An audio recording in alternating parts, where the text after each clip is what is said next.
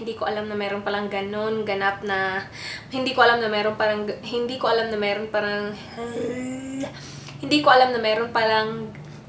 look something for, I was gonna look for like something, yeah.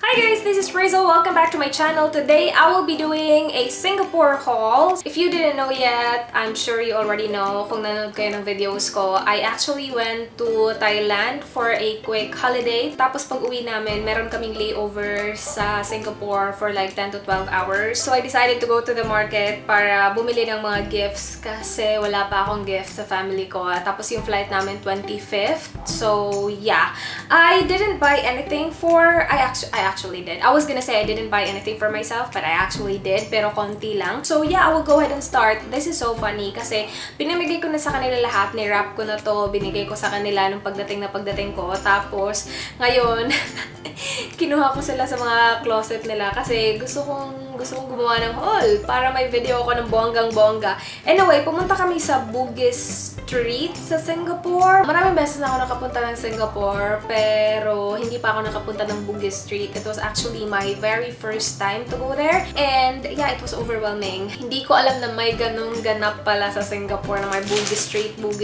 Medyo may sakit ako, so yung boses ko medyo tsaka. Pero okay lang yan. We went to Bossini and I actually got 4 shirts. Kaya lang dalawa lang yung mapapakita ko ngayon kasi si Papa nilock yung closet niya tapos wala siya dito, so hindi ko manakaw yung shirt na binigay ko sa kanya. Ito yung binigay ko kay Merwin. It's just a very basic shirt with the glasses. So yeah, it's so cute. Tapos, ito naman yung binigay ko kay Mark. It has the car. Gusto ko sana ito yung ibigay kay Mark kasi magkamukha siya ng glasses na sinusuot ni Mark. Kaya lang, wala lang. Ang dami niya kasing gray. So sabi ko, ito na lang yung kay Mark. And then, yung dalawang shirt na binigay ko kay Papa, again, lock yung closet niya. So, hindi ko mapapakita. And then, I went to Cotton On. Titingin sana ako for myself, pero wala akong nakita. So, binili ko na lang ito. It's a sports bra kasi my mom is really into Zumba. So, I decided to get her this. It's just a yellow and gray sports bra. So, yun yung gift ko kay Mama. Tapos, binigyan ko rin si Mama ng shirt from Giordano. It is just a shirt. Ito, bonggang-bongga. Nasa hanger pa talaga. Kasi ginamit na niya, tapos nilabhan na. Hinanap ko, sana ba yun? Sinampay na pala ng bonggang-bongga. Tapos, ano pa siya, medyo basa pa siya. I actually got 2 of this. Yung isa binigay ko sa girlfriend ng kapatid ko. That was in black. Tapos ito in white, obviously. So, meron siyang I Love SG na ganap dyan. And then, we went to Luna sa Bugis Street, like there. Binilhan ko si Miss nito kasi she's been looking for a French bag and yun yung hinanap ko talaga para sa kanya para hindi na siya bumili for herself. So I got her this. It's just a really cute sling French bag and she really liked it. So yes. And then kay Marlon, binilhan ko rin siya ng shirt kasi 'di ba, limited lang yung time ko pag shopping ay hindi na ako makahanap ng kung ano-ano pang gift para sa kanila. So para sa akin, kung ano na lang yung convenient like shirts, yun na lang yung binili ko para sa kanila.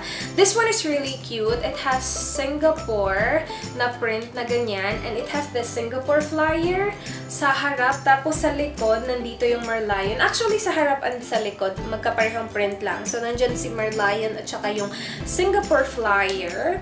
And yeah, it's really cute. Tapos I went to a dollar store there and I got few things. I actually got earrings for my brothers. Binigay ko na sa kanila. Hindi ko na alam kung nasa na yun. I also got this blotting sheet. The packaging is just really cute, so I decided to get it.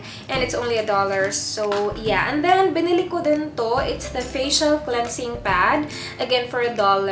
So yeah, hindi ko pa siya ginamit kasi nga i-haul ko pa siya. Pero after this, gagamitin ko na siya kasi bonggang-bonggang nagbe-break out ng aking fest. And then of course, I needed to buy magnet kasi nagko-collect ako ng magnet. So I decided to get this. Meron siyang Merlion there. And then yung mga iba-ibang lugar sa Singapore. Like Gardens by the Bay, Merlion, Singapore Flyer, yung mga tourist spot nila. Tapos nandito yung Changi Airport. Yan. And that's it for my Singapore haul, you guys. I'm gonna film my Thailand haul right after this. So I will have that up very soon for you guys. Hindi ako nag-vlog nung nagpunta ako ng Singapore kasi wala lang, nakafocus ako na bumili ng gift para sa family ko. But yeah, that's basically it for this video. I hope you guys enjoyed watching. Please do like if you did. Subscribe if you're not yet already. I hope to see you in my next video. Do not forget, be good. Bye!